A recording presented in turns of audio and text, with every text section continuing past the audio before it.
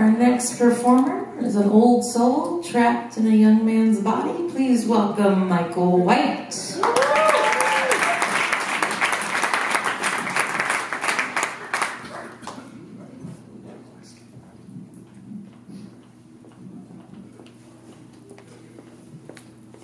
I was relaxing for the first time in over a month. It was my first deployment as a platoon leader. It had been non-stop activity since my company had reached our small outpost in eastern Afghanistan. But this day was different. This was Eid al-Adha, which is one of the largest Muslim holidays, and the easy comparison is that it's the Muslim version of Christmas. So in honor of their celebrations, we didn't patrol that day, which meant I had some extra time that night, and I was sitting in my plywood room watching one of my favorite movies, Good Will Hunting. We just made it to the How You Like Them Apples scene when there's a loud crack. My room shook. Shit. Jump up, throw on my body armor, helmet, grab my weapon, run outside. The night sky was alive. Bright red tracers from machine gun rounds streaked across the sky like some kind of deadly light show. It was awesome. I was pumped. This is what I signed up for. We were engaging the enemy, and we might get to kill some of them. So I run to the guard tower. My platoon is responsible for manning, and two of my soldiers were in there firing a 50 caliber machine gun at a ridgeline about 500 meters away. And under my green night vision goggles, I could make out the muzzle flashes of returning fire, and the 50 cal was so loud I could feel the reverberations coursing through me, and that was awesome too. So I left that guard tower, set up my report, and even though the ridgeline was beyond the range of my M4 rifle, I popped off a few rounds, and that felt pretty good. When I went back to my company's small operations center, my commander informed me they were talking to air support, and they were on the way to drop some bombs on the enemy as they ran away. And it was my platoon's task to conduct an analysis of the site. So they ended up dropping 2 bombs because they saw some enemy escaping from the first blast. They gave us that location. I briefed my platoon on the mission, and we stepped out of the wire into the night.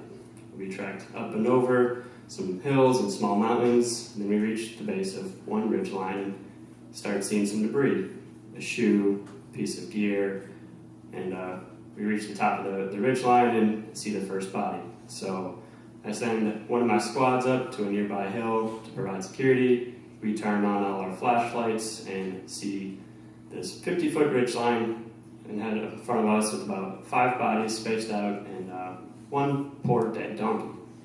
And we decided later that he was the ringleader of it all, but we didn't know that at the time.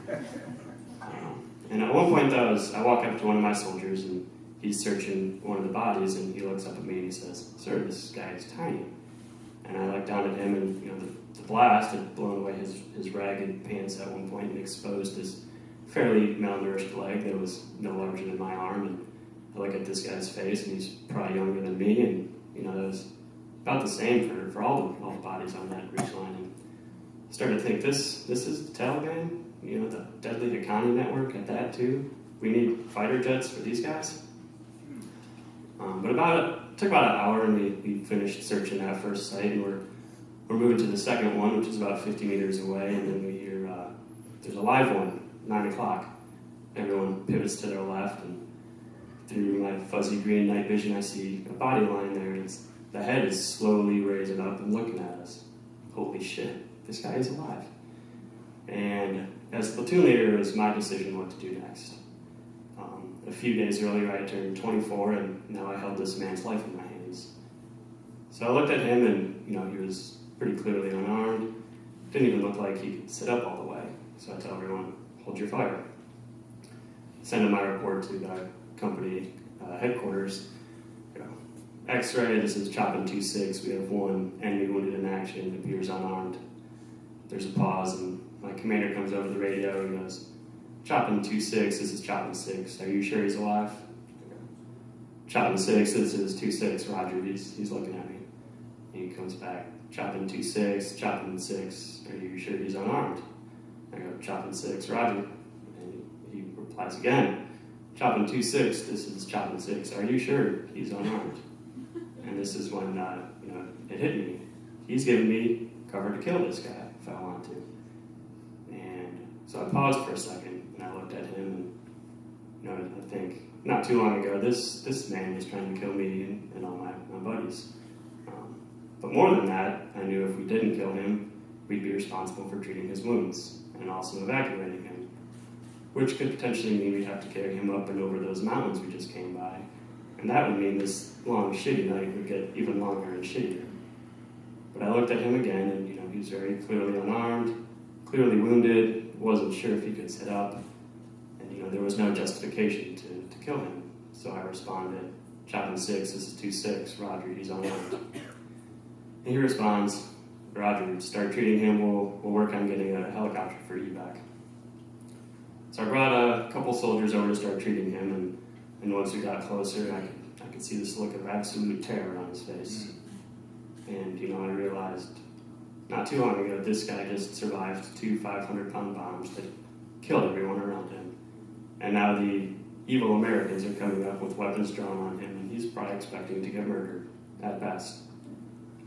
But then we started treating his multiple bullet wounds, and the tension in his jaw started to relax as the terror gave way to confusion, and then relief as he realized we were trying to save his life. So, we end up evacuating him by helicopter and get an update from my commander that we have to spend the night overwatching the site in case the Taliban comes to collect their friends and any intel, which didn't make a whole lot of sense, but orders are orders. So we set up on a nearby hilltop, placed the machine guns, assigned a rotation for them over the night. I got a couple hours of sleep. Morning came all too soon, got another update. My commander had coordinated with the local villagers for them to come out and collect the bodies. Because in the Muslim world, providing a proper and prompt Muslim burial is of the utmost importance, even if you don't know the people. So they soon came out there, and they were still wearing their best clothes from the day's previous celebration. And these people were so poor, they probably only had one nice set of clothes, and here they were, basically their day after Christmas, to collect bodies of strangers instead of return unwanted gifts. And even as they're staining their best set of clothes with blood, collecting these body parts and placing them on their wicker bed frames, they're smiling and thanking me for the opportunity to give them their proper burial. And that image stuck with me the whole walk back. And when I finally got back to my room and took my kit off and breathed a heavy sigh of relief, I remembered that sense of excitement from the night before that suddenly felt very foreign.